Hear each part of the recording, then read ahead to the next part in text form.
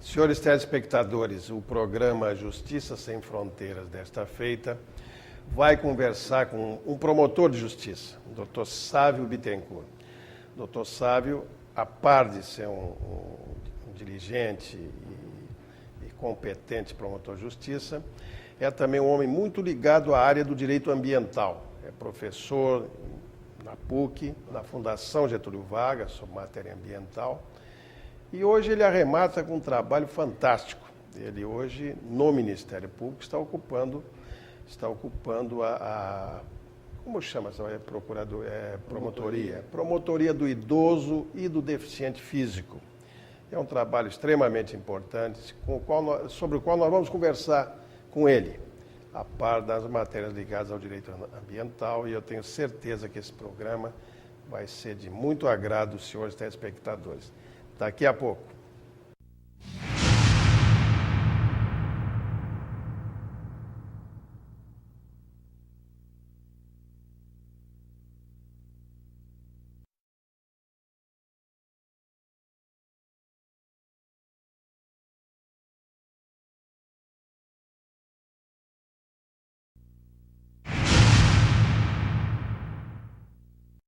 Muito bem, doutor Sávio. Eu apresentei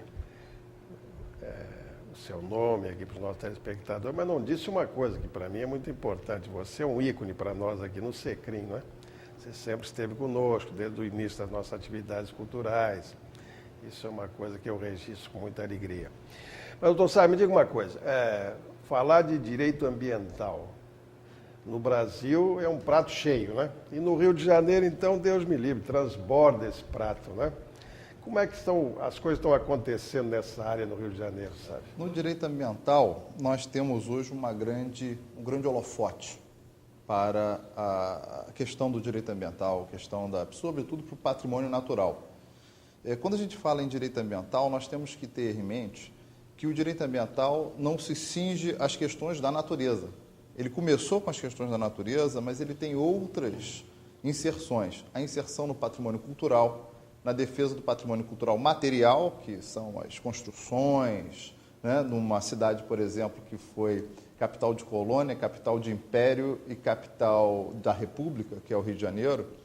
Então você tem uma riqueza muito grande, como também das manifestações culturais. Hoje você também defende o patrimônio cultural imaterial, uma nova atuação interessante, mas para defender o jongo feito por determinadas comunidades quilombolas, defender a seresta de conservatória contra outros bailes que possam fazer com que aquele movimento secular se apague ou seja intimidado.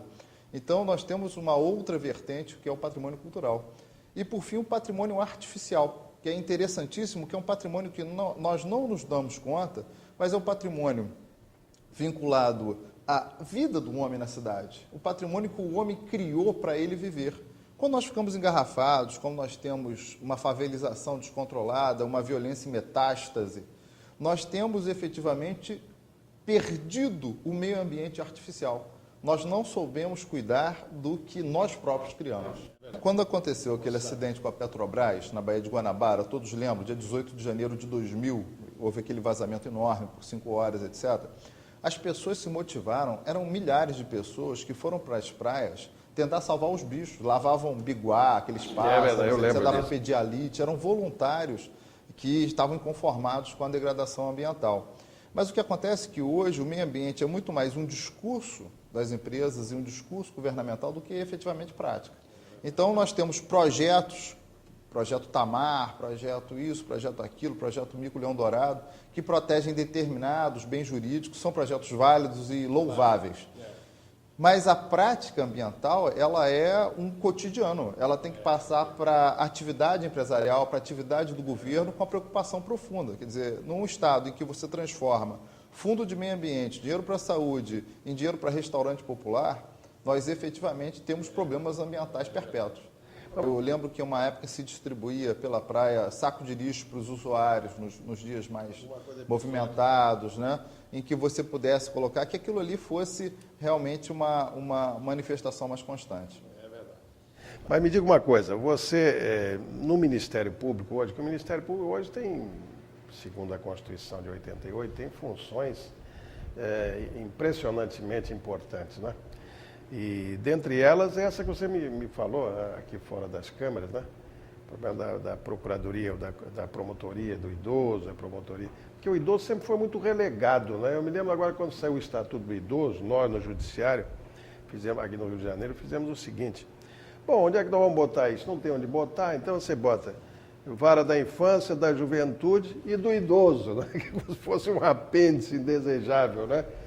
Vocês no Ministério Público estão mais aparelhados para isso. Eu acho que o Ministério Público tem essa característica. Como o Ministério Público ele tem uma função ativa, ele é mais procurado pela sociedade para resolver imediatamente, com mais urgência, ele acaba sendo... o ex-procurador Antônio Vicente falou assim, quando o pronto-socorro não funciona, havia uma greve lá de pessoas da área da saúde, né, o sindicato foi lá, quer dizer, o pronto-socorro virou o Ministério Público. O Ministério Público acaba tendo que dar conta de várias mazelas sociais que são de difícil solução, não são fáceis de serem tratadas, né? Então, a promotoria do idoso é mais uma especialidade. Quer dizer, nós temos a especialidade de direito ambiental há tantos anos, desde o João Batista Petersen, né? Quer dizer, desde aquela época quase que romântica, que havia um curador de meio ambiente para o Estado inteiro, até hoje, com várias promotorias especializadas, com colegas com mestrado, com doutorado nessa área, né? Mas agora nós, depois do Estatuto, o Ministério Público já criou as primeiras promotorias do idoso e da pessoa portadora de deficiência. São hoje 5 promotorias no Estado. No resto do Estado, esse interesse é defendido pelas promotorias de cidadania. Mas já é um avanço. É um dos ministérios públicos que avançou e que conseguiu formar essa especialidade na busca da solução da tutela coletiva, né? do oferecimento de políticas públicas